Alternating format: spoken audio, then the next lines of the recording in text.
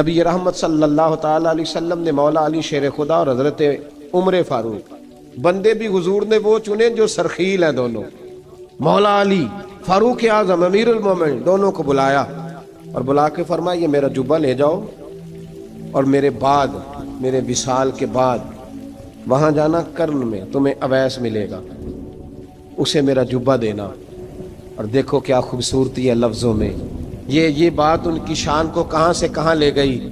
محبوب فرمانے لگے اسے کہنا میری امت کی بخشش کی دعا کرے، اسے کہنا میری امت کی بخشش کی۔ حضرت علی المرتضیٰ کا رتبہ بھی ان سے زیادہ ہے، جناب عمر کا رتبہ بھی، اس کا مطلب ہے بڑا بھی چھوٹے سے کبھی کبھی دعا کے لیے کہہ سکتا ہے کہ یار میرے لیے دعا کر دینا۔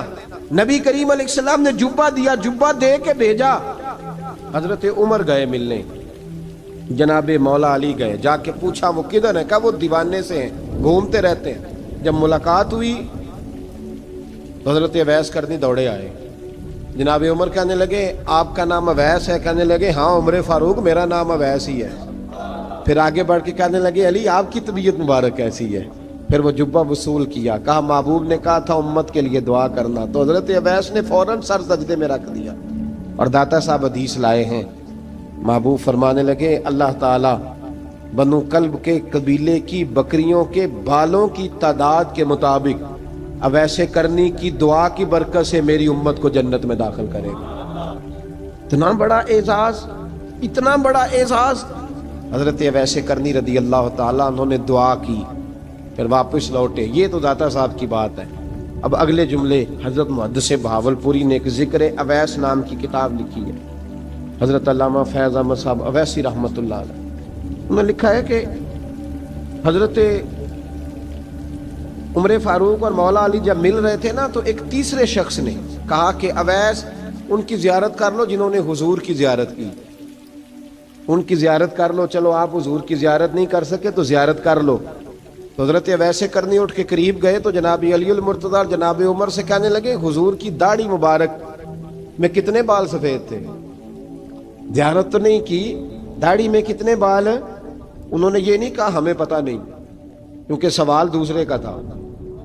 ان دونوں کا سوال یہ نہیں کہا ہمیں پتہ نہیں، باقی کتابوں میں الفاظ اور ملتے ہیں، میں وہ والی بات بیان کر رہا ہوں جس میں ادب زیادہ پایا جاتا ہے۔ کہا کتنے بال سفید تھے؟ تو یہ نہیں فرمایا مولا علی اور جناب عمر نے کہ ہمیں پتہ نہیں، کہنے لگے ویس آج آپ ہی بتائیں گے کتنے سفید، آج آپ ہی بتائیں کتنے ہیں۔ تو حضرت سیدنا اویس کرنی کہنے لگے محبوب کی داڑھی مبارک میں 17 بال سفید تھے، 17 بال سفید تھے، یہ ان کی زیارت کا حال۔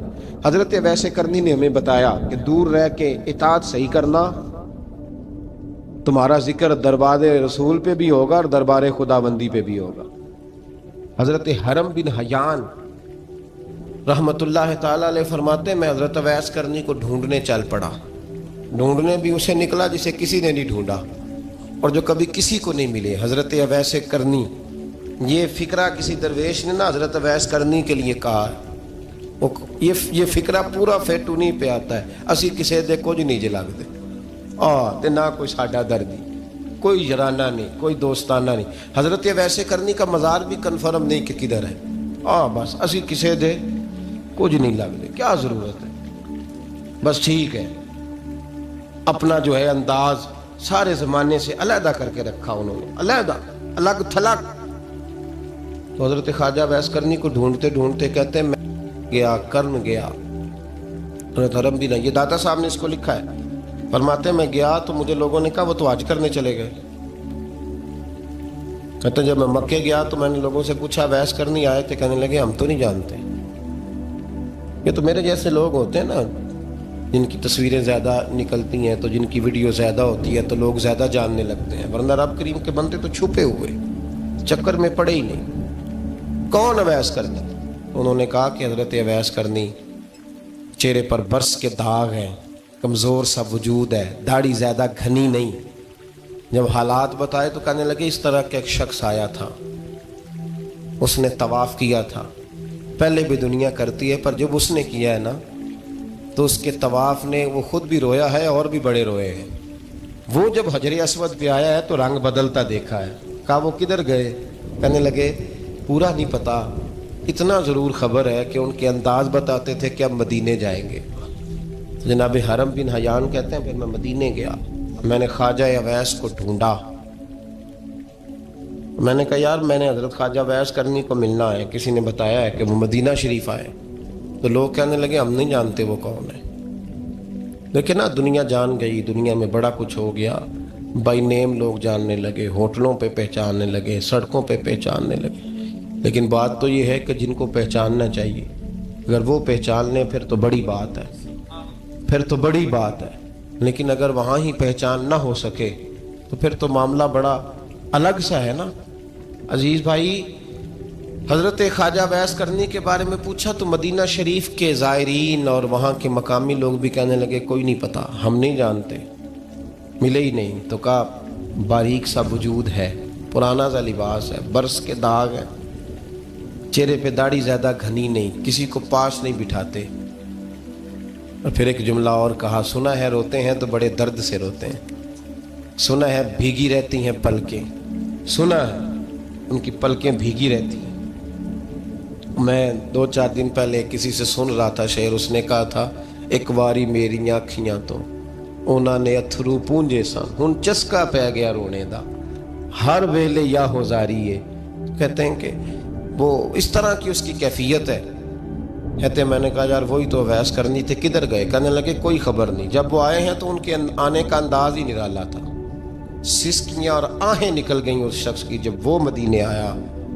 حضرت حرم بن حیان کہتے ہیں میں ڈھونڈتا رہا، تلاش کرتا رہا، پھر میں ان کو ڈھونڈتے ڈھونڈتے عراق میں آیا تو نہر فرات کے کنارے ایک کمزور سے آدمی کو ریت کے ٹیلے پر بیٹھ کے وضو کرتے دیکھا۔ کہتے ہیں جب ان کا وضو مکمل ہوا تو میں نے کہا السلام علیکم، تو کہتے انہوں نے چہرہ نہیں پھیرا، وہیں بیٹھے بیٹھے کہنے لگے وعلیکم السلام یا حرم بن حیان، یا حرم بن حیان وعلیکم السلام۔ کہتے ہیں میں نے کہا کہ من انت، آپ کون ہے؟ تو کہنے لگے وہی ہوں جسے تم مکے اور مدینے ڈھونڈتا رہا۔ تو کہتے ہیں میں نے کہا حضور آپ میرا نام کیسے جانتے ہیں؟ بڑا خوبصورت جملہ ہے، اللہ کرے آپ کو یہ یاد رہ جائے، سبق کبھی نہ بھولنا، یہ سبق کبھی نہ بھولنا۔ بابا صاحب کے مزار پہ گئے تو خالی آ گئے، دادا صاحب گئے تو خالی، ایسے ہی چلے گئے۔ ہم فارغ لوگ تھے، کوئی کام نہیں تھا کہ بابا فرید کی گلیوں میں گھومتے رہے، ہم فارغ تھے کہ 2 بجے حضرت سلطان باہو رحمت اللہ علیہ کی جالیوں کے سامنے کھڑے رہے۔ ہم کوئی پتھر چاٹنے والے لوگ تھے کہ آدھی رات بیت گئی اور ہم بزرگان کرما والا شریف کھڑے رہے؟ یہ کیسے ہو گیا کہ محدث اعظم کے مزار پہ کھڑے رہے؟ ایسے ہی کوئی بات تھی؟ حضرت اویس کرنی بول کر فرمانے لگے، کہنے لگے کیا کہا تو نے کہ میں تجھے کیسے جانتا ہوں؟ فرمانے لگے تو مجھ سے پیار کرتا ہے، عارف تو روحی من روحی کا، میری روح تیری روح کی جاننے والی ہے، یہ روحوں کا رشتہ ہے، یہ خطا نہیں جایا کرتا۔ عارف تو روحی من روحی کا، میری روح تیری روح کو یہ جانتی ہے۔ یہ کیسے ہو گیا؟ کوئی ایسے لوگ تھے تو اتنی جگہ مجھے تلاش کر آیا اور میں تجھے جانوں نہ؟ یہ کیسے ہو سکتا ہے؟ یہ کیسے ممکن ہے؟ تو ڈھونڈتا رہا گلی گلی اور میں کہوں کہ میں تجھے جانتا نہیں؟ فرمایا حرم بن حیان میں، ہاں میں دعا کرتا ہوں اللہ کی بارگاہ میں کہ رب کریم مجھے اور تجھے جنت میں اکٹھا کر دے۔